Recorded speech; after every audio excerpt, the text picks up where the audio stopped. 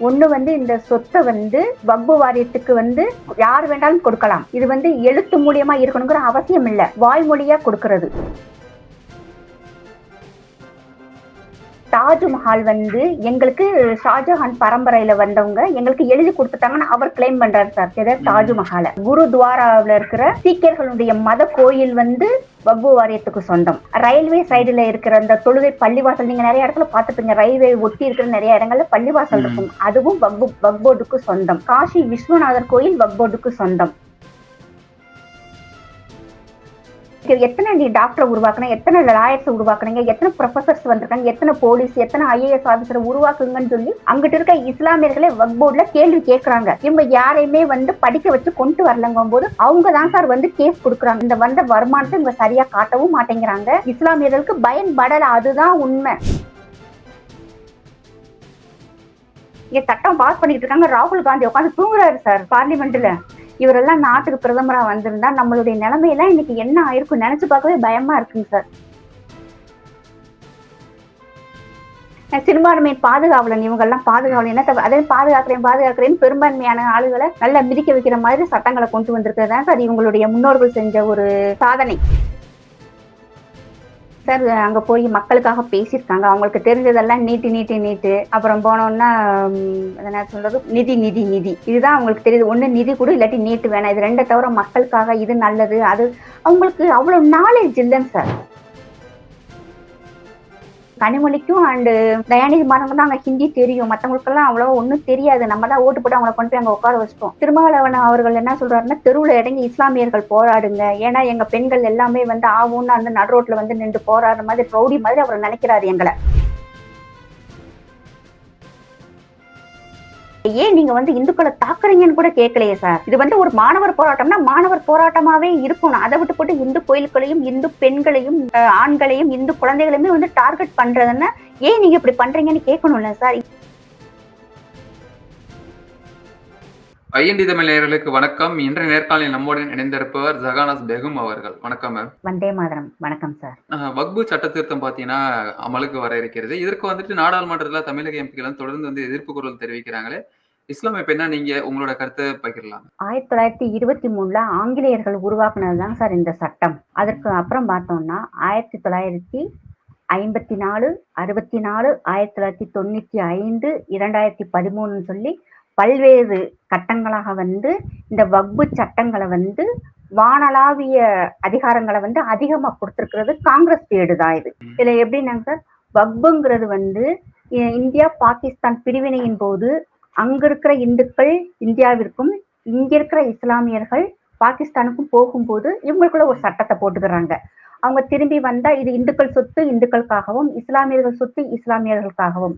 ஆனால் பாகிஸ்தான்ல என்ன நடந்ததுன்னா, அங்க இருக்கக்கூடிய இந்துக்களுடைய சொத்துக்களை எல்லாமே பாகிஸ்தான் கவர்மெண்ட் அவங்க வந்து கையகப்படுத்திட்டாங்க.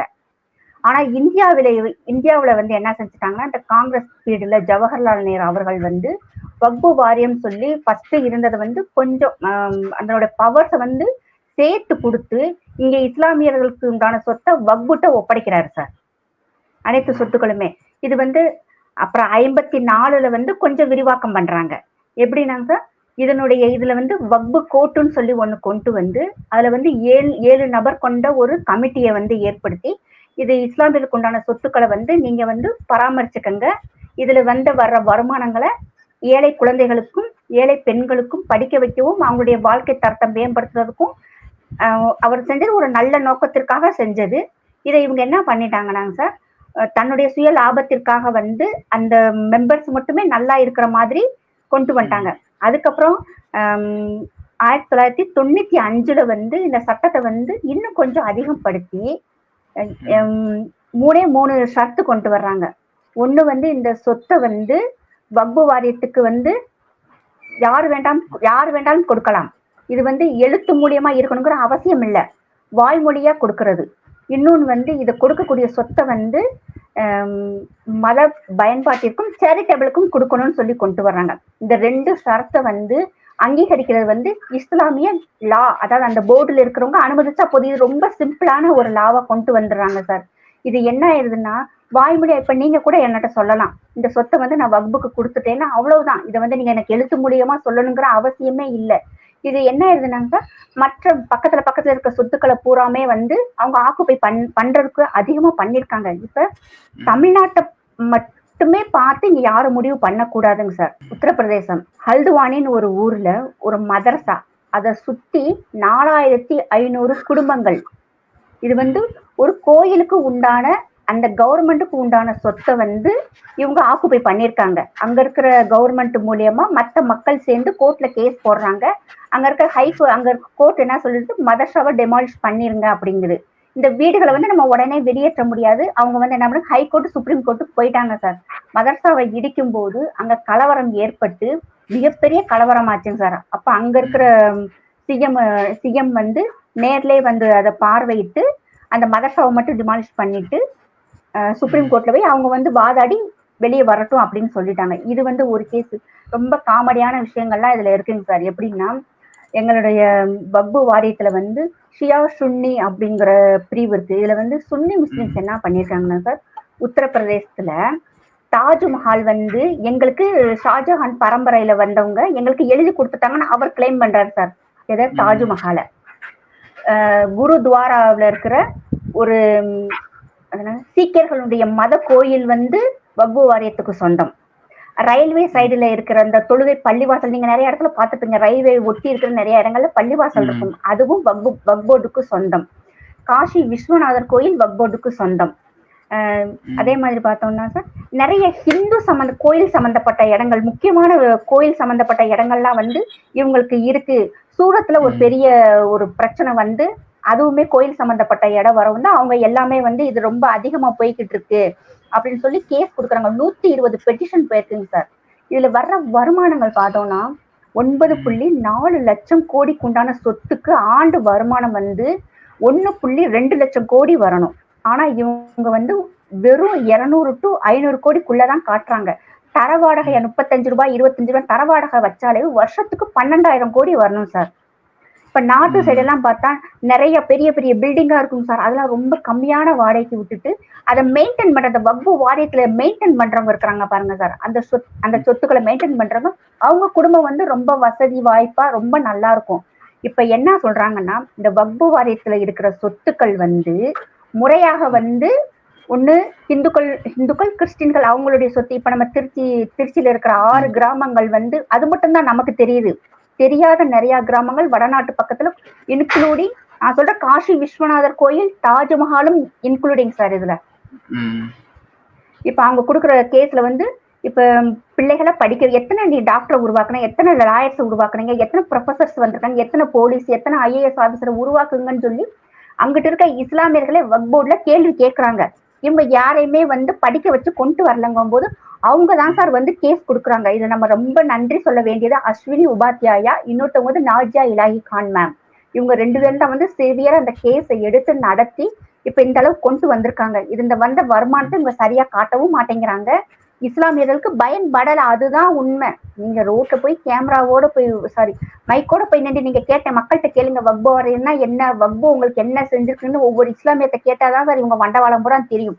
எதுவுமே இவங்க இஸ்லாமிய குடும்பங்களுக்கு குழந்தைகளுக்கு பண்ணல, படிக்க வைக்கல. எல்லாமே பாத்தீங்கன்னா கறிக்கடை, செருப்பு கடை, விளக்குமாறு கடைக்கு வேலைக்கு போயிட்டு இருப்பாங்க சார் எங்க பிள்ளைகள் எல்லாம். ஆனா இந்த குடும்பங்கள் மட்டும் தங்க அவங்களுடைய பிள்ளைகளுடைய நிச்சயதார்த்தம் 4.5 கோடி ரூபாய் செலவு பண்ணி வைக்கிறாங்க சார். இது எல்லாமே ப்ரூவன் தான். நான் 4 சேனலை பார்த்துட்டுலாம் உட்காந்து வந்து பேசலைங்க சார். நம்ம இதுக்கு பேசினதுக்கு முன்னாடி ஒரு பதிவுல ஒரு முஸ்லீம் ஐடியில ஒருத்தவங்க சொல்லியிருந்தாங்க, எங்களை வந்து ஜக்காத்து கொடுக்க வேணாம்னு சொல்லி மோடி கவர்மெண்ட் சொல்லுது, இந்துக்கள் எல்லாம் சேர்ந்து எங்களுக்கு வந்து விஷத்தை வச்சு கொடுத்துருங்க, நாங்கெல்லாம் செத்து போயிடும்னு ஒருத்தவங்க எழுதியிருந்தாங்க. அவங்களுக்கு நான் கேட்கிறேன், தற்குறித்தனமா 4 சேனலை பார்த்துட்டு வந்து பேசக்கூடாது. எவ்வளவோ நிறைய நேஷனல் சேனல்ஸை பாருங்க, கவர்மெண்ட் வெப்சைட்டை பாருங்க. வக்போர்டுனா என்ன, வக்போர்டு சொத்துக்கள் எதற்காக வந்து அமைக்கப்பட்டது, அது மாதிரி இவங்க நடந்துக்கறலங்க சார். 2013 ஒரு சட்டம் கொண்டு வர்றாங்க. அந்த சட்டத்துல எப்படின்னா, இப்ப வந்து உங்ககிட்ட 50 சென்ட் இடம் இருக்கு சார், எனக்கு 10 சென்ட் வித்துட்டீங்க, மிச்ச 40 சென்ட் உங்க பேர்ல இருக்கு, ஆனா ஒரே சர்வே நம்பர். நீங்க 20 சென்ட்டை வச்சுட்டு இன்னொரு 20 சென்ட்டை வேற யாருக்கு வித்தாலுமே ஒரே சர்வே நம்பர்ல வருது இல்ல. நான் என்னுடைய சொத்தை வக்புக்கு நான் கொடுத்துடுறேன், எப்படி இஸ்லாமிய குழந்தைகளை நீங்க படிக்க வைங்க, இல்லாத ஏழை பெண்களுக்கு கல்யாணத்துக்கு கொடுங்கன்னு ஒரு நல்ல எண்ணத்தை நான் கொடுக்குறேன்ல சார். என் சொத்தை நான் வக்புக்கு கொடுத்தோன்னேவும் அதுல இருக்க சர்வே நம்பர்ல வந்து மிச்சம் 40 சென்ட், டோட்டல் 50 சென்டுமேவும் வக்புக்குன்னு சொல்லி இவங்க சொல்லிட்டா அது வக்பு சொத்து தான், உங்கள் சொத்து இல்ல. நீங்க வேற யாருக்கு வித்தாலும் அது அவங்க சொத்து இல்ல. இதை எப்படி சார் ஏத்துக்க முடியும்? அந்த ஒரு சர்வே உங்கள்கிட்ட பட்டா சிட்டா எல்லாமே உங்கள்கிட்ட இருந்தாலுமே அது வக்பு சொத்தாக வரும்னு சொல்லி 2013 ஒரு சட்டத்தை கொண்டு வந்துட்டாங்க. இப்ப அதை வச்சுக்கிட்டு இப்ப 1500 10ஆம் நூற்றாண்டுல சோழர் காலத்து கோயில் மாதிரி காசி விஸ்வநாதர் கோயில், தாஜ்மஹால், குருத்வாராவில் இருக்க 2 ஐலாண்டு எப்படிங்க சார் வக்பு வாரியத்துக்கு சொத்தா வரும்? இதெல்லாம் கேட்க காமெடியா இல்லையா? இது மாதிரி நிறைய சொத்துக்களை வந்து இவங்க கையகப்படுத்தி வச்சுக்கிட்டு இதுல வர்ற வருமானத்தையும் மக்களுக்கு செலவு பண்றது இல்ல. இப்ப எல்லாமே அங்க இருக்க இஸ்லாமியர்கள் தான் சார் இது கேஸ் போட்டிருக்காங்க. இப்ப அதுதான் எப்படி முத்தலாக்க வந்து அங்க இருக்க இஸ்லாமிய பெண்கள் தைரியமா கோர்ட்டுக்கு போய் எங்க மற்ற இஸ்லாமிய பெண்களுக்கு ஒரு விடுவு ஏற்பட்டு மோடி ஐயா கவர்மெண்ட் வந்து இதை சட்டமா பாஸ் பண்ணி கொண்டு வந்தாங்களோ, அதே மாதிரி வக்பு வாரியத்தில் நடக்கிற இந்த தில்லுமுள்ளுகளுக்கு வந்து எதிர்த்து ஃபர்ஸ்ட் அஸ்வினி உபாத்யாயா அவர்கள் கொண்டு வந்தது நிறைய பெட்டிஷன்ஸ் முஸ்லிம்ஸ் தான் போட்டிருக்காங்க. அவங்களுடைய கோரிக்கைகளுக்கு ஏற்பட்டு இவ்வளவு நிறைய ஊழல்கள்லாம் நடந்திருக்கு அப்படின்னு சொல்லிதான் இப்ப இந்த சட்டத்தவே வந்து மாத்தி அமைச்சிருக்காங்க. இது அவங்க அந்த ஐடியில சொல்லியிருந்தாங்க, எங்களை வந்து ஜக்காத்து கொடுக்க வேணாம்னு சொல்லி எங்களை வந்து மோடி கவர்மெண்ட் சொல்லுது. ஜக்காத்து கொடுக்க வேணாம்னு மோடி கவர்மெண்ட் சொல்லல, ஜக்காத்து கொடுங்க. அந்த கொடுக்கப்படுற ஜக்காத்து வந்து இல்லாத ஏழை பெண்களுக்கும் ஏழை குழந்தைகளுக்கும் தான் போகணும். அதுக்காக ஒரு இந்து சொத்தையோ இந்து கோயிலையோ ஒரு கிறிஸ்டின் சர்ச்சையோ வந்து அல்லா வந்து நம்மள வக்பு வாரியத்துல சொத்தா வந்து சேர்க்க சொல்லி எந்த சட்டத்திலயுமே இல்லை. இஸ்லாமிய நாடுகள் வந்து எந்த வக்பு வாரியமே இல்லைங்க சார். இது வந்து செக்குலரிசம் சொல்ற இந்தியாவுல மட்டும்தான் இங்க இருக்கு.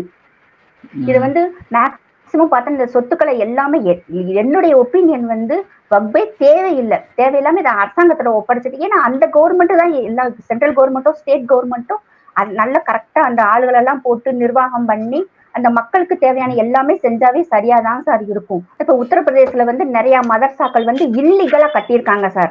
ஹரியானாவுல, உத்தரகண்ட்ல, அஸ்ஸாம்ல எல்லாம் 700 மதர்சாக்களை இடிச்சாங்க. அம்புட்டுமே பாத்தீங்கன்னா இல்லீகலா ரிஜிஸ்டர் பண்ணாம கோயில் நிலங்கள்ல கட்டுனதை இப்ப அதெல்லாம் கண்டுபிடிச்சு இடிச்சிட்டாங்க. இப்ப இவங்க என்ன சொல்றாங்கன்னா மதர்சாவை இடிச்சிட்டாங்க, 150 பழமையான நிஜாமுதீன் டெல்லியில வந்து நிஜாமுதீன் பள்ளிவாசலை இடிச்சிட்டாங்க அப்படின்னு அவங்க எல்லாம் சொல்றாங்க. இது வந்து 150 வருஷத்துக்கு பழமையான பள்ளிவாசலாக இருந்தாலும் அதற்கு முதல்ல வந்து இருக்கிற தாய் பத்திரம் வந்து ஒரு ஹிந்து பேர்ல தான் இருக்கு. அதை அவங்க ப்ரூஃப் பண்ணிட்டாங்க, நீ காலி பண்ணிட. இவங்க கொடுக்குற டயத்துல காலி பண்ண மாட்டேன்னு சொல்ல, அப்ப அவங்க என்ன சார் பண்ணுவாங்க? அவங்க இடிக்கிறாங்க. அப்ப என்ன பண்றாங்க? யோகி ஆதித்யநாத் வந்து பள்ளிவாசலை இடிக்கிறாரு, அந்த முஸ்லிமிய வீடுகளை இடிக்கிறாங்க அப்படின்னு சொல்றாங்க. அக்பர் நகர்னு ஒரு நகர்ல ஒரு ஊரே வந்து இல்லீகலா கட்டியிருக்காங்க சார். அதெல்லாம் பாத்தீங்கன்னா பெரிய பெரிய பில்டிங்கா இருக்கு. இது வந்து சுப்ரீம் கோர்ட்டு தான் இடிக்க சொல்லி உத்தரவு கொடுத்ததுக்கு இது இந்த பழியும் யோகி ஆதித்யநாத் மீது தான் வருது. இப்ப அந்த ஐடியில சொல்றவங்களுக்கு நான் சொல்றேன், தற்குறித்தனமா 4 சேனலை பார்த்துட்டு வந்து எதுவும் பேசக்கூடாது. என்ன இது இப்ப மோடி ஐயா சொன்னா கண்ணை மூடிக்கிட்டு உடனே எதிர்த்துடுறாங்க சார். அவர் சொல்றது சரியா தப்பான்னு சொல்லி அதை வந்து கிளாரிஃபை பண்ண மாட்டேங்கிறாங்க. பண்ணவும் மற்ற சேனல்ஸ் பெரிய பெரிய மீடியா வந்து விட மாட்டேங்குது. சேனல்களை வந்து இதை வந்து கத்திக்கிட்டு இருக்கோம். அவங்களுக்கு புரிய வைக்கிறது ரொம்ப கஷ்டமா தாங்க சார் இருக்கு. அது எப்படி வந்து இப்படி மோடி ஐயா சொல்லிட்டு ஜக்காத்து கொடுக்க வேணாம்னு எந்த இடத்துல அவங்க சொல்றாங்க? நீ ஜக்காத்து நீ கொடுக்கப்படுற ஜக்காத்தை அவங்க முறையா வந்து கணக்கெழுதி கொடுக்கணும்ல, கொடுக்க மாட்டேங்கிறாங்களே. அதுக்கு நீங்களே வந்து 4 பேர் கல்யாணம் பண்ண 4 பிள்ளைகளை படிக்க வைங்க, 4 பேர் கல்யாணம் பண்ணி கொடுங்க, அவங்க லைஃப் நீங்களே ஸ்டடி பண்ணிட்டு போகலாம். வக்பு வாரியம் எதற்காக அமைக்கப்பட்டதோ அதை அமைக்கலங்கிற குற்றச்சாட்டு 100% ப்ரூவன் தான் சார். நான் சும்மா வாயில வந்ததெல்லாம் சொல்லல, எல்லா எவிடன்ஸ் எடுத்து வச்சுட்டு தான் சார் நான் பேசுறேன். நான் இப்ப வக்பு இடத்துல வந்துட்டு இந்து கோயில் இருக்கிறதா வந்து நீங்க சொல்லியிருந்தீங்க மேம். அது போல வந்துட்டு அதனாலதான் வந்துட்டு பாஜக அரசு கோயில் வந்துட்டு கையகப்படுத்தணும், தனக்கு சொந்தமா கொண்டு வரணும் அப்படின்ற காரணத்துக்காக தான் இந்த மாதிரி எல்லாம் சட்டத்துல கொண்டு வராங்க அப்படின்னு சொல்லி பேசப்படுகிறது இல்லாம. இல்ல சார், அப்படி இல்லைங்க சார். அதாவது வந்து இது வந்து மதசார்பற்ற நாடு அப்படின்னு சொன்னா எல்லா சட்டமும் எல்லாருக்கும் சமமா இருக்கணும். இது வந்து சிறுபான்மையினருக்குன்னு சொல்லி சிறுபான்மையினருக்குன்னு ஒரு கோர்ட்டு வக்பு கோர்ட்டுன்னு கொண்டு வந்து இப்ப உங்களுடைய சொத்து உங்களுக்கு இல்ல. இப்ப நானே நினைச்சேன் நடராஜ் சார் உங்க ஆபீஸ் நல்லா இருக்குன்னு சொன்னா நீங்க விட்டுட்டு போயிடுவீங்களா? ஆனா விட்டுட்டு போகணும்னு தான் வக்பு சட்டம் சொல்லுது. இது வந்து ஒரு மதசார்பற்ற நாடுன்னா சட்டத்திட்டம் வந்து எல்லாருக்குமே ஒரே மாதிரி தான் இருக்கணும். சிறுபான்மைங்கிற ஒரே ஒரு காரணத்திற்காக உங்களுடைய ஆபீஸ் நல்லா இருக்கு நீங்க விட்டுட்டு போயிடுவீங்கன்னா போயிடுவீங்களா? இப்ப அப்படிதான் அந்த சட்டம் அப்படிதான் சொல்லுது. வக்பு வாரியம் வந்து இப்ப நடராஜன் சாருனுடைய ஆபீஸ் நல்லா இருக்கு, இது வக்பு சொத்துனா நீங்க விட்டுட்டு போயிடணும். என்னன்னா நீங்க எழுத்து மூலியமா கொடுக்கணுங்கிற அவசியம் கூட இல்ல. Only oral. நீங்க வாய்மொழியாக சொன்னாலுமே வந்து அது ஏற்றுக்கொள்ளப்படுங்குது.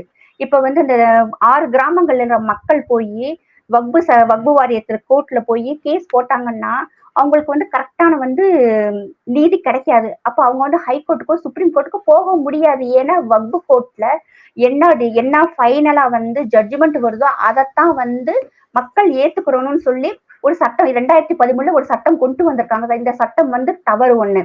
இன்னொன்னு பாத்தீங்கன்னா இந்த வக்பு வாரியம் எதற்காக அமைக்கப்பட்டதோ அது மாதிரி செயல்படல. நிறைய பணங்களை வந்து அவங்களே கையாடல் பண்ணிட்டாங்கன்னு சொல்லி மிகப்பெரிய குற்றச்சாட்டு. நிறைய கேஸ் இப்ப 120 கேஸ் போட்டதுல எல்லாமே நிறைய அதுதான் சார். இப்ப இந்த சட்டம் பாஸ் ஆனதுக்கு பிறகு பாருங்களேன் எவ்வளவு பிரச்சனை மட்டும் வடநாட்டு நான் தமிழ்நாட்டுல சொல்லல, நார்த் இந்தியால வந்து நிறைய கேஸ் வந்து பெண்டிங்ல இருக்கு. இவ்வளவு சொத்தை வந்து இவங்க இப்படி பண்ணிட்டாங்க, மக்களுக்கு முறையா செயல்படல அப்படின்னு சொல்லிட்டு இருக்கு. இந்த 2 காரணங்களுக்காகவும் மதசார்பற்ற நாடு மேக்சிமம் இப்ப யூனிஃபார்ம் சிவில் கோடு வரும்போது வக்பு கோட்டே தேவையில்லை. இப்ப வந்து டிஸ்ட்ரிக்ட் கலெக்டர் அண்ட் வேறு மதத்தை சார்ந்த 2 பெண்களுக்கு உண்டான ஒரு பிரதிநிதித்துவம் அந்த போர்டுல வந்து 2 பெண்கள் 3 பெண்களோ வந்து இருக்கலாம்னு சொல்லி சட்டம் கொண்டு வந்திருக்காங்க சார். இது எல்லாரும் ஒண்ணு சேர்ந்தாலுமே வந்து அந்த சொத்துக்கள் வந்து கரெக்டா பராமரிச்சு அந்த கம்யூனிட்டியை வந்து மேம்படுத்தணும் சார். மேம்படுத்தலைங்க சார், அதுதான் ஒரு வருத்தமான விஷயம். எங்க கம்யூனிட்டி பிள்ளையெல்லாம் பார்த்தா சரியா படிப்பே இல்லாம ஆண்களால கைவிடப்பட்டு 2-3 கை குழந்தைகளோட ரொம்ப கஷ்டப்படுவாங்க சார். அவங்களுக்குலாம் இந்த வக்பு வாரியம் என்ன செஞ்சிருக்கு. அதனாலதான் வந்து இப்ப இந்த சட்டம் வந்து கொண்டு வர்றாங்க. இந்த சட்டம் வந்து ரொம்ப நல்ல சட்டம் தான் சார். அது என்னன்னே தெரியாம மோடி கவர்மெண்ட் கொண்டு வந்தாலே வந்து இது வந்து முஸ்லிம்கள்லாம் எதிர்க்கணும் அப்படின்னு சொல்லி ஒரு மக்கள் மனசுல வந்து ஒரு இந்த வக்பு வாரியத்துல வர்ற பணத்தை வந்து எங்க இஸ்லாமிய குழந்தைகளை வந்து இவங்க படிக்க வச்சு ஒரு நல்ல வேலைக்கு அனுப்பணும், ஒரு கவர்மெண்ட் ஜாப்க்கு அனுப்பணும், ஒரு டீசென்டான ஒரு வேலைக்கு அனுப்பணும்னே இல்லாம செருப்பு கடை, விளக்கமார் கடை, பிரியாணி கடை இப்படி ரொம்ப சாதாரண வேலைக்கு அனுப்பி அவங்க பொருளாதாரத்திலையும் பின்தங்கி படிப்பறிவு இல்லாம எது சரி எது தப்புன்னு கூட அவங்களுக்கு தெரிய மாட்டேங்குதுங்க சார். அதெல்லாம் ரொம்ப வருத்தமா இருக்கு. அதுக்காகவுமே தான் சார் இந்த அங்க இருக்கிற இஸ்லாமியர்கள் தான் வந்து கேஸ் போட்டு இந்த வக்பு சட்டத்தை வந்து நீங்க முடிஞ்ச அளவுக்கு அபாலிஷ் பண்ணுங்கன்னு சொன்னதை வந்து இன்னைக்கு வந்து இல்ல, இது வந்து கொஞ்சம் சட்ட திருத்தங்களை வந்து மாற்றி அமைச்சு அதுல இருக்க ஃபண்டுகளை வந்து குழந்தைகளுக்கு எல்லாருக்கும் செலவு பண்ணணும்னு சொல்லி மோடி ஐயா கவர்மெண்ட் வந்து இந்த சட்டத்தை வந்து பாஸ் பண்றாங்க சார். இங்க சட்டம் பாஸ் பண்ணிட்டு இருக்காங்க, ராகுல் காந்தி உட்காந்து தூங்குறாரு சார் பார்லிமெண்ட்ல. பாத்தீங்களா நீங்க வீடியோ எல்லாம்? எதிர்கட்சி தலைவர் என்ன பேசுறீங்க என்ன செய்றீங்கன்னு சொல்லாம அவங்க எல்லாம் பேசி அவங்க கமெண்ட் பண்ணி கை தட்டுறாங்க, அதுக்கப்புறம் முடிக்கிறாருங்க சார். இவரெல்லாம் நாட்டுக்கு பிரதமரா வந்திருந்தா நம்மளுடைய நிலைமையெல்லாம் இன்னைக்கு என்ன ஆயிருக்கும் நினைச்சு பார்க்கவே பயமா இருக்குங்க சார். இவருக்கு பின்னாடி ஒரு 4 பேரு சிறுபான்மை பாதுகாவலன், இவங்க எல்லாம் பாதுகாவலன் என்ன அதே பாதுகாக்கிறேன்னு பெரும்பான்மையான ஆளுகளை நல்லா மிதிக்க வைக்கிற மாதிரி சட்டங்களை கொண்டு வந்திருக்கிறதா சார் இவங்களுடைய முன்னோர்கள் செஞ்ச ஒரு சாதனை. சட்டத்தை கொண்டு வரும்போது தமிழக எம்பிக்கள் எல்லாமே வந்துட்டு எதிர்ப்பு தெரிவிச்சிட்டு இருந்தாங்களா மேம்? கனிமொழி அவர்களா இருக்கட்டும், இல்ல திருமாவளவன் அவர்களா இருக்கட்டும், இறங்கி நாங்க போராடும் அப்படின்னு சொல்லி திருமாவளவன் பேசினதெல்லாம் எப்படி பாக்குறீங்க மேம்? அவங்க என்னைக்குங்க சார் அங்க போய் மக்களுக்காக பேசியிருக்காங்க? அவங்களுக்கு தெரிஞ்சதெல்லாம் நீட்டு அப்புறம் போனோம்னா என்ன சொல்றது, நிதி இதுதான் அவங்களுக்கு தெரியுது. ஒண்ணு நிதி கூட இல்லாட்டி நீட்டு வேணாம், இது 2 தவிர மக்களுக்காக இது நல்லது அது. அவங்களுக்கு அவ்வளவு நாலேஜ் இல்லைங்க சார். மேக்ஸிமம் உண்மையை சொல்லணும்னா அவங்க வந்து அவ்வளவு நாலேஜான ஆளுகள் இல்லை. அவங்க என்ன பேசுறாங்கன்னு கூட இவங்களால வந்து கெஸ் பண்ண முடியாத அளவுக்கு. கனிமொழிக்கும் அண்ட் தயாநிதி மாறனுக்கு தான் அங்க ஹிந்தி தெரியும், மற்றவங்களுக்கெல்லாம் அவ்வளவா ஒன்றும் தெரியாது. நம்ம தான் ஓட்டு போட்டு அவங்களை கொண்டு போய் அங்க உட்கார வச்சிட்டோம். திருமாவளவன் அவர்கள் என்ன சொல்றாருன்னா, தெருவுல இறங்கி இஸ்லாமியர்கள் போராடுங்க, ஏன்னா எங்க பெண்கள் எல்லாமே வந்து ஆவும்னு அந்த நடுரோட்ல வந்து நின்று போராடுற மாதிரி ரவுடி மாதிரி அவர் நினைக்கிறாரு எங்களை. இதுக்கு முன்னாடி சிஏஏ போராட்டம், யூனிஃபார்ம் சிவில் கோடு வருது, என்ஆர்சி அதெல்லாம் வந்து இங்க இருக்க இஸ்லாமியர்களுக்கும் இந்த சட்டத்துக்குமே சம்பந்தமே இல்லை. இங்க இருக்கிற மீடியாவும் அரசியல்வாதிகள் தான் சார் தூண்டி விட்டு எங்களெல்லாம் தெருவுல இறங்கி போராட வச்சாங்க. இப்ப மறுபடியும் இவர் அதை தான் சொல்றாரு. இங்க இருக்க இஸ்லாமியர்கள் வந்து இது இஸ்லாம் மதமாக நீங்க பார்க்க வேண்டாம், நம்ம எல்லாம் ஒரு இந்தியர்கள். மோடி ஐயா ஒரு சட்டம் கொண்டு வந்திருக்காருன்னா இதுல என்ன நல்லது கெட்டதுன்னு யோசிச்சு 4 சேனல்ல பாருங்க. ஒரு கவர்மெண்ட் வெப்சைட் இருக்கு, அதை கேளுங்க. வடநாட்டுல இருக்கிறவங்கள்ட்ட பேசி பாருங்க. இப்ப சிஏஏ வரும்போதெல்லாம் சார் என்னோட ஃப்ரெண்டு வெஸ்ட் பெங்கால்ல இருக்காங்க, அவங்கள்ட்ட வந்து நான் கேட்கும்போது அவங்க லைவாவே அதை போட்டு காமிச்சாங்க சார். அங்க இருக்கிற மியான்மர்ல இருந்து வந்த முஸ்லிம்ஸும் பங்களாதேஷ் முஸ்லீமும் இங்க வந்து எவ்வளவு அட்டுழியம் பண்றாங்கன்னு சொல்லி பார்க்கும்போது அப்பதான் சார் எனக்கு புரிஞ்சது. இதனாலதான் சிஏ கொண்டு வர்றாங்களா அப்படின்னு சொல்லி. அப்படி வந்து நம்மளும் தெரிஞ்சுக்கிறோம், இது வந்து நம்ம நாடு. அடுத்த அரசியல்வாதிகள் ஓட்டுக்காக வந்து நம்மளை வந்து குழப்பி விட்டு நம்மகிட்ட ஓட்டு வாங்கி அவன் ஜெயிச்சுட்டு போயிடுறாங்க சார். அடுத்து நீங்க கொடுக்குற 1000 ரூபாய் மட்டும்தான் நம்ம வாங்குறோம். ஆனா கரண்ட் பில்லு 4 தடவை கூட்டியிருக்காங்க சார். கேஸ் விலை குறைக்கல, இது பெட்ரோல் டீசல் விலை குறைக்கல, எல்லா விலையுமே பல மடங்கு. இன்னைக்கு 20,000 ரூபாய் சம்பாதிக்கிறவங்க 30,000 ரூபாய் சம்பாதிச்சாதாங்க சார் இன்னைக்கு இருக்க குடும்பத்தை நடத்த முடியுது. ஆனா தனிநபர் வருமானம் கூடல. எந்த கம்பெனிஸும் என்ன கம்பெனி இருக்கு எங்க டிஸ்ட்ரிக்ட் எல்லாம் பார்த்தா பெண்கள்லாம் காலையில 1.5 மணி நேரம் சாயந்தரம் 1 மணி நேரம் இங்க இருந்து கேரளாவுக்கு ஏலக்காய் வேலைக்கு போயிட்டு வருவாங்க சார், குழந்தைகளை பக்கத்து வீட்டுகளை பாத்துக்கிற சொல்லிட்டு. அப்படி மக்களுக்கு தேவையான எதுவுமே இங்க இருக்க எம்பிகள் கேட்காம தங்களுடைய சுய லாபத்துக்காக மட்டுமே தான் சார் அவங்க வாழ்றாங்க. இதை வந்து இங்க இருக்கிற இஸ்லாமியர்கள் வந்து நல்லா புரிஞ்சுக்கிறணும். புரிஞ்சு இது வந்து நல்லது கெட்டது எதுன்னு சொல்லி நாளைக்கு இன்னைக்கு நம்ம போராடிட்டு போயிடுவோம். இன்னைக்கு பங்களாதேஷ் பாருங்க, பாகிஸ்தானை பாருங்க, ஸ்ரீலங்காவை பாருங்க, பாகிஸ்தான்ல பிச்சை எடுக்குது சார். அங்க இருக்க பெண்களை விற்பனை செய்யறாங்க. இன்னைக்கு இருக்க இஸ்லாமிய நாடுகள் எல்லாம் பாகிஸ்தானுக்கு விசா கொடுக்கறத பேன் பண்ணிட்டாங்க சார். சவுதி மன்னரும் துபாய் மன்னரும் எல்லாம் எதுக்கு எங்க நாட்டுக்கு போன வாரம்ல எதுக்கு எங்க நாட்டுக்கு பிச்சைக்காரங்களை அனுப்புறாங்கன்னு கேக்குறாங்க சார். அது மாதிரி ஒவ்வொரு இஸ்லாமிய நாடுகள் வந்து மதத்தின் பின்னால போய் தீவிரவாதத்திற்கும் பயங்கரவாதத்திற்கும் சப்போர்ட் பண்ணி நிறைய இஸ்லாமிய நாடுகள்லாம் கண்டிக்கு செத்து இருக்காங்க சார். அதுதான் உண்மை. Syria, Jordan, Libya, Sudan, Iran, Iraq, அது ஈரான் வேணா ஓகே, அது வந்து தனிநபர் வருமானம் வேணா கொள்ளலாம். மற்றபடி வந்து அவங்க வந்து பல வருடங்களா அவங்க நாட்டின் மேல பொருளாதார தடை இருக்குங்க சார். இதெல்லாம் வந்து இங்க இருக்க இஸ்லாமியர்கள் வந்து கொஞ்சம் புரிஞ்சுக்கிறணும். இப்ப இதை பாக்குற மத்த ஹிந்துஸுமே வந்து உங்களுக்கு இருக்கிற இஸ்லாமியர்கள் இருந்தா நீங்களாம் எடுத்து சொல்லுங்க, கண்டிப்பா நாங்கெல்லாம் புரிஞ்சுக்கிறோம். இதுல இன்னொரு விஷயம் எனக்கு ரொம்ப வருத்தமான விஷயம், பொதுவாவே இஸ்லாமியர்கள்னு சொல்லிடுறாங்க. சாதாரண மக்களுக்கு கவலை வந்து இன்னைக்கு ரேஷன்ல பருப்பு போடல, இந்த மாசம் என்ன கொடுக்கல, கரண்ட் பில்லு கூடிருச்சு, இதை பத்தின கவலை தான் சார் சாதாரண மக்களான எங்களை போற சாதாரண மக்களினுடைய கவலை. இஸ்லாம் அந்த மதவெறி கும்பலும் இஸ்லாமிய அமைப்புகளும் வந்து அரசியல்வாதிகள்கிட்ட வந்து சப்போர்ட் பண்ணிக்கிட்டு இருக்கிற எங்களையுமே சேர்த்து நசுக்குறாங்க. இதனால என்ன ஆகுதுன்னா வெறுப்பாயிருதுங்க சார். எங்க ஃப்ரெண்டுங்க கூட இப்பெல்லாம் அந்த வாட்ஸ்அப் மெசேஜ் எல்லாம் பார்த்துட்டு கோவப்படுறாங்க. என் ஃப்ரெண்ட் எல்லாம் ஒரு வார்த்தை கேட்டுச்சு, அதாவது வந்து உங்க ஆளுகளுக்கெல்லாம் உண்மையாவே சம்பாதிக்க தெரியாதா, ஒண்ணு கஞ்சா விக்கிறீங்க, இல்லாட்டி கறிக்கடையில வேலை பாக்குறீங்க, இல்லாட்டினா குண்டு வைக்கிறீங்க, இப்படி சொல்லிட்டு இப்ப வந்து எங்க கோயில் நிலத்தெல்லாம் உங்க ஆளுக ஆட்டை போடுறாங்க, நல்ல விதமாவே உங்க ஆளுகளுக்கு சம்பாதிக்க தெரியாதா, இதெல்லாம் உங்க அல்லா ஏத்துக்கிறவாரா, இதெல்லாம் ஹராம் இல்லையான்னு கேக்குதுங்க சார் அந்த பிள்ளை. எனக்கு வந்து பதில் சொல்ல ரொம்ப வருத்தமா இருக்கு. இது வந்து என் ஃப்ரெண்டு என்கிட்ட ஓப்பனா கேட்டுச்சு. எத்தனையோ வந்து இந்துக்கள் இருக்க கேள்வி இது.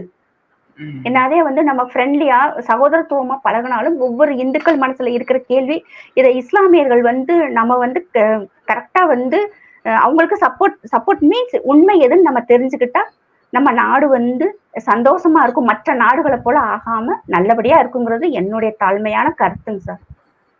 Okay ma'am. இப்போ கடந்த ஒரு வாரமா வந்துட்டு பங்களாதேஷ்ல ஒரு போராட்டம் நடைபெற்று வருது. அந்த போராட்டம் வந்து தீவிரமடைஞ்சு இந்துக்கள் மீதான தாக்குதலா மாறி இருக்கு. இது எப்படி பாக்குறீங்க? 1971 பாகிஸ்தான் பங்களாதேஷ் பிரிவினின் போது அதற்காக பாடுபட்ட ராணுவ வீரர்களின் குடும்பங்களுக்காக 30% இடஒதுக்கீடு கொண்டு வந்ததுங்க சார். இதை வந்து மக்கள் வந்து பல தடவை போராட்டம் பண்ணவும் இப்ப வந்து 30% 5% வந்து கோர்ட்டும் குறைச்சிருச்சு, கவர்மெண்ட்டும் அக்செப்ட் பண்ணிட்டாங்க சார். அதுக்கப்புறம் இந்த பிரச்சனை வந்து அப்படி தலைகீழ மாறிடுச்சுங்க சார். மாணவர் போராட்டத்துல ஏன் உயரத்துக்கு கத்தியும் கம்பும் அந்த எக்யூப்மெண்ட்ஸ் எல்லாம் பார்த்தா ரொம்ப ரேர் பீஸா இருக்குங்க சார். அதெல்லாம் வச்சுக்கிட்டு எப்படி சார் ஒரு மாணவர்கள் போராட்டம் நடத்த முடியும்? இது பார்த்தோன்னா கடைசியில பார்த்தோம்னா நிறைய இந்து கோயில்கள், இந்து பெண்கள், நிறைய வீடியோஸ் எல்லாம் பார்த்து 2 நாளா எனக்கெல்லாம் உண்மையிலே தூக்கமே இல்லைங்க சார். ஒரு குழந்தையெல்லாம் உட்கார்ந்துருக்கு, பின்னாடி ஒரு பெண்ணினுடைய அலறல் சத்தம் கேக்குது சார். இப்ப ஆல் ஐசான் ரஃபான்னு சொல்லி எங்கேயோ இருக்கிற ஒரு பாலஸ்தீன நாட்டுக்கு வந்து இங்கெல்லாம் வந்து நம்ம ட்விட்டர்லயும் இன்ஸ்டாகிராம்லயும் போஸ்ட் போட்டோம். இப்ப இங்க இருக்கிற இஸ்லாமியர்கள் நம்ம என்ன செய்ய போறோம்? இங்க இருக்கிற இந்துக்கள் என்ன செய்ய போறோம்? இந்தியர்களா நம்ம வந்து அங்க இருக்கிற ஒரு இந்துக்களுக்கு வந்து நம்ம சப்போர்ட் பண்ணணும். அவங்க எல்லாம் வந்து தனக்குத்தானே அடிச்சுக்கிற ஒரு மனநிலைக்கு வந்துட்டாங்க சார். அன்னைக்கெல்லாம் ஒரு பொண்ணு ஹிந்து முஸ்லிம் 2 பேருமே சேர்ந்து இந்த போராட்டத்துல போராட பெண் வந்து போஸ்ட் போட்டிருந்தாங்க, நாங்கெல்லாம் வந்து பங்களாதேஷியா ஒன்னா இணைஞ்சு இருக்கோம்னு சொல்லி. இந்த போராட்டம் முடிஞ்சு 1 ஹவர்ல மறுபடியும் போஸ்ட். இந்த போராட்டம் முடிவுக்கு வந்துச்சு. ஷேக் ஹசீனா நாட்டை விட்டு வெளியேறினாங்க. இந்துவாகிய நான் இந்து என்ற ஒரு காரணத்திற்காக தாக்கப்பட்டேன்னு அந்த பொண்ணு போட்டிருக்காங்க சார். காலேஜ்ல படிக்கிற இந்து பெண்களை தோப்புக்கரணம் போட வைக்கிறாங்க சார். ஒரு பொண்ணு அழுதுகிட்டே ஓடுது. ஒரு பொண்ணு ரொம்ப வைரலை பார்த்து ஒரு பொண்ணு அவங்க பாஷையிலே பேசுது. அந்த பொண்ணு என்னன்னு சொல்லி என் பெங்காலி ஃப்ரெண்டு கேட்கும்போது அதை சொல்லும்போது அந்த பொண்ணு அவ்வளவு அழுதுட்டு அந்த பொண்ணு இந்த பாஷையில இதை சொல்லுது அப்படின்னு அவங்க சொல்றாங்க. இது வந்து இங்க இருக்கிற இஸ்லாமியர்கள் வந்து அவங்க நம்மளுடைய ஒரே நாடா இருந்து பிரிஞ்சவங்க தான். சென்ட்ரல் கவர்மெண்ட் வந்து இப்பதான் அந்த சிஏஏங்கிற ஒரு பாயிண்ட் உள்ள வருது. அவங்கள கொண்டு வரலாம். ஆனா 2014க்கு முன்பு இருக்கிறவங்களுக்கு தான் இங்க குடியுரிமை கொடுக்கறதாக ஒரு சட்டம் இருக்கு. பட் அவங்கள வந்து அகதிகளா ஏத்துக்கலாம்னு சொல்லி எல்லாரும் சொல்றாங்க. அது எப்படி சென்ட்ரல் கவர்மெண்ட் எடுத்துக்கிறாங்கன்னு தெரியலங்க சார். இப்ப பார்த்தோம்னா Assam and west Bengal border சைடுல எல்லாமே டெய்லி 600 பேர் 700 பேர் வந்து இந்தியாவுக்குள்ள நுழைறதுக்கு ட்ரை பண்றாங்க சார். இங்க இருக்கிற பிஎஸ்எஃப் வீரர்கள் வந்து இவங்களை உள்ள விடாம பத்தி விடுறாங்க. இது வந்து நிறைய வீடியோ நிறைய வந்து நேஷனல் சேனல்ஸே வந்து காமிக்குது. இதை வந்து எப்படி எடுத்துக்கிற போறாங்கன்னு தெரியல. இப்ப அவங்க இங்க வர்றது நம்ம நாட்டுக்கு வந்து சேஃபும் இல்லை. அதுல எத்தனை தீவிரவாதி பயங்கரவாதி நம்ம நாட்டுக்குள்ள வர்றாங்கன்னு தெரியல. ஏற்கனவே வந்து இப்ப இதுக்கே நம்ம இவ்வளவு கொண்டிருக்கிறோம். இதுல 80% மேலேயே நம்ம இந்தியாவில இருக்க வெஸ்ட் பெங்கால்ல ஆல்ரெடி நடந்துகிட்டு தான் சார் இருக்கு. அங்க இருக்கிற ஒரு எம்எல்ஏ சொல்றாரு, இது வந்து இஸ்லாம் மாநிலம் தான், இஸ்லாம் மாநிலம், ஷரியாலாவை நாங்க பாஸ் பண்ணுவோங்கிறாரு. இந்த தைரியத்தை யாரு கொடுத்தது? மம்தா பானர்ஜி அவங்களுக்கு தெரியல. இதே மம்தா பானர்ஜிய தூக்கி விட்டுட்டு இங்க இருக்க அந்த கூட்டத்துல இருக்க இஸ்லாமியர் வந்து ஏன் ஒரு சிஎம்மா வர முடியாதா? இவங்க ஏதோ நினைச்சுக்கிட்டு இருக்காங்க. இங்க இருக்க இஸ்லாமியர்கள்ட்ட வந்து ஓட்டை வாங்கிட்டு நம்ம வந்து சிஎம்மா உட்காந்து ராஜ்யம் பண்ணிக்கிட்டு இருக்கோம். சென்ட்ரல் கவர்மெண்ட்டுக்கு அடங்காம எல்லா வேலையும் பார்த்துக்கிட்டு இருக்காங்க. இப்பதான் என்னமோ சென்ட்ரலுக்கு என்ன பயம் வந்துச்சுன்னு தெரியலங்க சார். 1 கோடி இந்துக்கள் வந்து இந்தியாக்குள்ள அகதிகளாக வருவாங்கன்னு சொல்லி ஒரு பிஜேபியினுடைய எம்பி சொல்லியிருக்காங்க. இதை பார்த்துட்டு கூட இவங்க பயந்துருக்கலாம். இவ்வளவு பேர் உள்ள வந்தா நம்மளுடைய ஸ்டேட் என்ன ஆகும் அப்படின்னு சொல்லி பயந்தாங்களா என்னன்னு தெரியல. சென்ட்ரல் கவர்மெண்ட் வந்து எந்த முடிவு எடுத்தாலும் நான் அதுக்கு வந்து ஏத்துக்கிறேன்னு சொல்லி மறுபடியும் ஸ்டேட்மெண்ட் கொடுத்துருக்காங்க சார். பாலஸ்தீனத்துல வந்து இந்த மாதிரியான ஒரு தாக்குதல் ஏற்பட்டப்போ பாத்தீங்கன்னா இங்க இருக்கக்கூடிய கம்யூனிஸ்டா இருக்கட்டும் திமுக இருக்கட்டும் எல்லாருமே வந்துட்டு போராட்டம் எல்லாம் பண்ணாங்க மேம். அதாவது தாக்குதலை கைவிட்டணும், அதுக்கு மத்திய அரசு வந்துட்டு வலியுறுத்திட்டு தான் போராட்டம் பண்ணாங்க. இப்போ இந்த தாக்குதலுக்கு எதுவுமே ஒரு நடவடிக்கை இல்லாம இருக்கு. இந்த கூட்டணி கட்சிகள் எப்படி பாக்குறீங்க சார்? நீங்க நடவடிக்கை சொல்றீங்க, ஒரு எதிராக கூட சொல்லலையே. ஏன் நீங்க வந்து இந்துக்களை தாக்குறீங்கன்னு கூட கேட்கலையே சார்? ஏன் இப்படி பண்றீங்க? அவங்க இது வந்து ஒரு மாணவர் போராட்டம்னா மாணவர் போராட்டமாவே இருக்கணும். அதை விட்டு போட்டு இந்து கோயில்களையும் இந்து பெண்களையும் இந்து ஆண்களையும் இந்து குழந்தைகளையுமே வந்து டார்கெட் பண்றதுன்னா ஏன் நீங்க இப்படி பண்றீங்கன்னு கேட்கணும்ல சார். இங்க இருக்கிற எல்லா கட்சிகளும் வந்து ஜாதி மதம் பார்க்காம ஒண்ணு சேர்ந்து அங்க இருக்க இந்துக்களை வந்து பாதுகாக்கணும்னு சொல்லி ஒன்னா குரல் கொடுத்தா இது நேஷனல் வைடா வேர்ல்டு வைடா பெரிய இஷ்யூ ஆகி அங்க இருக்கிற ஒரு பங்களாதேசிகளுக்கு வந்து ஒரு பயத்தை கொடுக்கும். எல்லா மக்களும் இங்க ஒண்ணு சேர்ந்துட்டாங்க, நீ வந்து நம்ம அந்த மக்களை வந்து எதுவும் செய்ய முடியாதுன்னு ஒரு பயம் இருக்கும். ஆனா யாருமே வாயை திறக்கலங்க சார். இதை விட ரொம்ப மோசமான விஷயம், யூடியூப்ல எல்லாம் பார்த்தோம்னா அங்க இருக்கிற பங்களாதேஷ் இந்துக்கள் வந்து சேஃபா இருக்கிறாங்கன்னு சொல்றாங்க. எப்படி சேஃபா இருக்கிறாங்க? உங்களுக்கு எல்லாம் கண்ணு தெரியலையா? ஒரு மனசாட்சி வேணாமா? எப்படி வந்து இப்படி ஒன் சார்பா நீங்க எல்லாம் இருக்கிறீங்க? அதெல்லாம் பார்க்கும்போது ரொம்ப ஒரு மாதிரி ரொம்ப வருத்தமா இருக்குங்க சார். நம்ம கண்ணு முன்னாடி அந்த பொண்ணு அலறுது, ஓட விடுறாங்க, தோப்புக்கணும் அடிக்கிறாங்க, அப்படியே கட்டையை வச்சு அடி அடின்னு அடிக்கிறாங்க சார். ஒரு கும்பலை பாத்துக்கங்க, இறந்த பெண்கள் கிடக்குது, இந்துக்கள் எல்லாரும். இந்தியா பாகிஸ்தான் பிரிவினையின் போது அப்ப நடந்ததாக சொன்னாங்க சார். அப்ப நமக்கு தெரியல. ஆனா இன்னைக்கெல்லாம் அதெல்லாம் பார்க்கும்போது ரொம்ப மனசு அவ்வளவு வலிக்குது சார். நம்ம வீட்டு பெண்ணா இருந்தா நம்ம இப்படி விடுவோமா? அது நம்ம குழந்தையா இருந்தா நம்ம அப்படி விடுவோமா சார்? இல்ல இந்த ஆர்ப்பாட்டம்ன்றது பாத்தீங்கன்னா இடஒதுக்கீடு சம்பந்தமா இல்ல, வேற ஒரு நாட்டின் தூண்டுதல் மூலியமா தான் இந்த மாதிரியான தாக்குதல் அங்க நடைபெற்று வருகிறது இந்துக்கள் மீது அப்படின்னு சொல்றாங்களே, அது எப்படி பாக்குறீங்க சார்? மேக்சிமம் அப்படிதான் சார் எல்லாரும் சொல்றாங்க. பார்க்கும்போதும் அப்படிதான் தெரியுது. இது மாணவர் போராட்டம்னா அந்த இடஒதுக்கீடு பிரச்சனையோட போயிருக்கும். அந்த நாட்டினுடைய பிரதமர் வந்து நாட்டை விட்டு வெளியேறிட்டாங்க. அதுக்கப்புறமும் வந்து இந்த போராட்டம் வந்து வன்முறையா மாறுது. நம் நாட்டினுடைய இந்திய கொடியை வந்து அடிக்கிறாங்க. அங்க இருக்கிற இந்து கலாச்சார மையத்தை தீ வச்சு எரிக்கிறாங்க. நம்ம 109 110 ஆம்புலன்ஸ ஃப்ரீயா கொடுத்தோம் சார். அந்த நாட்டு மக்களுடைய நலனுக்காகத்தானே கொடுத்தோம். அந்த நாட்டு மக்களோட இடையில வந்து நிறைய தீவிரவாதிகள் இறங்கி பாகிஸ்தான்ல இருந்து அவங்களுக்கு வேலை தீவிரவாதிகளை வந்து இறக்கி விடுறதுதான் பாகிஸ்தானுக்கு வேலை. இப்ப பாகிஸ்தானுடைய கை இருக்குங்கிறாங்க, அமெரிக்காவும் சிஐஏ சொல்றாங்க, அண்ட் சைனாவுடைய கைன்னு சொல்றாங்க. எத்தனை பேர் இதுல இருக்கிறாங்கன்னே தெரியல. அந்த நாடினே நெக்ஸ்ட் ஒரு பாகிஸ்தான் தான் சார். நெக்ஸ்ட் ஒரு மாலத்தீவு மாதிரி ஒண்ணுமே இல்லாம அந்த நாடு கஞ்சி கூட செத்து மாலத்தீவுல பாருங்க குடிக்க தண்ணி இல்ல சார்.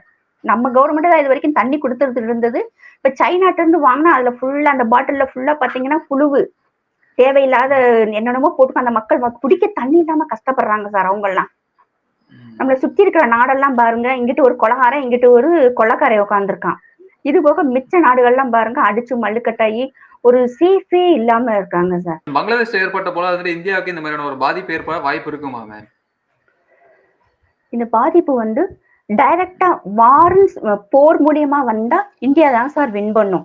ஏன்னா நம்மகிட்ட வந்து 6 லட்சத்திற்கும் அதிகமான ராணுவ வீரர்கள், 2000 போர் விமானங்கள், 118 தொழில்நுட்ப கருவிகள், அக்னி ஏவுகணை, அக்னி 5 இருக்குங்க சார். நம்ம வந்து 2ஆம் தலைமுறை போற வந்து 4ஆம் தலைமுறையாகவும், 3ஆம் தலைமுறை போற 5ஆம் தலைமுறையாகவும் நம்ம வந்து அதை வந்து அப்டேட் பண்ணி எல்லாமே நம்ம வந்து சேஃபா வச்சிருக்கோம். நம்ம சந்திராயன் அனுப்பணும் சார். தண்ணிக்குள்ள வந்து சந்திராயன் இருக்கு நமக்கு. அது வந்து 1382 தீவுகளை வந்து பாதுகாக்கும் சார். 2 வருஷத்துக்கு முன்னாடியே வந்து சீனா இப்படி ஏதாவது கோல்மால் பண்ணி நம்மளை டார்கெட் பண்ணுவாங்கன்ட்டு 2 வருஷத்துக்கு முன்னாடியே ரஷ்யாவினுடைய நீர்மூழ்கி கப்பல் வங்கதேச கடல்ல இருக்கு. அதே மாதிரி ஜப்பானுடைய நீர்மூழ்கி கப்பல் அரபிக்கடல்ல நிப்பாட்டியிருக்காங்க சார். இது போக ட்ரோன் மூலியமா தண்ணிக்குள்ள வந்து இப்ப ரீசெண்டா 1.5 மந்த்க்கு முன்னாடி தண்ணிக்குள்ள ட்ரோன் அது வந்து கிட்டத்தட்ட பல ஆயிரம் தீவுகளை வந்து அது வந்து கண்காணிக்குது சார். ஆளில்லா விமானங்கள் வந்து முதல்ல 5 நாள் வந்து செக் பண்ணாங்க சோதனை ஓட்டம், அப்புறம் 5, 7, இப்ப 15 நாட்களுக்கு வந்து நமக்கு வந்து ஆளே இல்லாமல் விமானம் வந்து வேவு பார்க்கறதுக்கு உண்டான திறமை நம்மகிட்ட இருக்குங்க சார். நேரடி போர் வந்து வந்தா இந்தியாவை வந்து எந்த நாடும் அசைக்க முடியாது, ஜெயிக்க முடியாதுங்க சார். அந்த அளவுக்கு நம்மளுடைய ராணுவ வீரர்களுடைய பலம், இஸ்ரோ விஞ்ஞானிகளும் டிஆர்டிஓவும் சேர்ந்து இதுக்கு வந்து நமக்கு ஜப்பான், பிரான்ஸ், இஸ்ரேலினுடைய தொழில்நுட்பம் நமக்கு கை கொடுக்குதுங்க சார். டைரக்டா மோத மாட்டாங்க சார். ஆனா இப்ப எப்படி இந்த உள்நாட்டு கலவரங்கள், இதுக்கு முன்னாடி சிஏஏ வந்தது, யூனிஃபார்ம் சிவில் கோட், என்ஆர்சி வந்த மாதிரி மேக்சிமம் அவங்க டார்கெட் பண்றது இஸ்லாமிய அமைப்புகள் மூலமா தான் சார் வந்து டார்கெட் பண்றாங்க. இது போக வாட்ஸ்அப் மூலியமா வர்ற மெசேஜ்களை பார்க்கணும் சார். இன்ஸ்டாகிராம், பேஸ்புக்ல வர மெசேஜ்கள்லயே வந்து இப்ப பங்களாதேஷ்ல இருக்க மெசேஜ் எல்லாம் நம்ம பார்த்தோம்னா அதுல வந்து குழு இருக்குங்க சார். அங்க இருக்க வைஃபை அதுல வந்து ஒரு 4-5 எனக்கே ஆச்சரியமா இருக்குங்க சார். இந்த ஐடியில நீங்க பாருங்க 3000 அதை வந்து ஏதோ ஒரு பாயிண்ட் சொல்லி இத்தனை கிலோமீட்டருக்குள்ள உங்களோட வைஃபை வந்து ஒர்க் ஆகும், நீங்க எல்லாம் இந்த இடத்துக்கு வாங்கன்னு சொல்லி மெசேஜ் தர்றாங்க சார் பங்களாதேஷ்ல. இதே மாதிரி இதெல்லாம் வந்து நம்மளோட மெசேஜ் கண்காணிக்கிறதுக்கு, வாட்ஸ்அப்பை கண்காணிக்கிறது, நம்மளுடைய ட்விட்டர் எல்லாத்தையும் கண்காணிக்கிறதுக்கு வந்து சென்ட்ரல் கவர்மெண்ட் வந்து தனியா குழு அமைக்கணும். நம்ம முதல்வர்லாம் பாருங்க சார், தேவையே இல்லாம ஒரு 100 குழுவை அமைச்சு கவர்மெண்ட் பணத்தை வேஸ்ட் பண்றாரு. இவரே இப்படி பண்ணும்போது ஒரு நாட்டை பாதுகாக்கிறதுக்காக மோடி ஐயா எவ்வளவு குழுவை அமைக்கலாங்க சார். அதெல்லாம் மோடி ஐயா வந்து கொஞ்சம் கவனமா எடுக்கணும். இதை பாக்குற பிஜேபி காரங்களுமே வந்து தமிழ்நாடு ஐடி விங்ல வந்து இன்னும் நிறைய ஆளுகளை வந்து வேலைக்கு வச்சு இப்படி மெசேஜ்கள் இதெல்லாம் எப்படி போகுது, என்ன வருதுன்னு சொல்லி கவனமா இருந்தா பெரிய போராட்டங்கள் வந்து தடுக்கப்படலாம். பட் அஜித் தோவல் சார் அவங்களுடைய டீம் வந்து சிறப்பா செயல்படுறாங்க சார். இன்னும் வந்து நல்லா சிறப்பா செயல்படுவாங்க. பட் நம்ம இந்திய மக்கள் வந்து இதுல வந்து இனிமேல் வந்து மதங்கிற இதுல போகாம ஏதாவது பிரச்சனை வந்தா நம்ம எல்லாம் ஒற்றுமையா இருந்து அரசியல்வாதிகளுடைய பேச்சுக்களையும் அந்த தேவையில்ல சேனல்ஸ்லையும் பார்க்காம ஒரு சேர இருந்தோம்னா இந்த பிரச்சனைகள் வராம தடுக்கிறதுக்கு 100% வாய்ப்பு இருக்குங்க சார். தொடர்ந்து பேசுவோம். நேர்காணல் கொடுத்தமைக்கு நன்றி மேம். நன்றி சார்.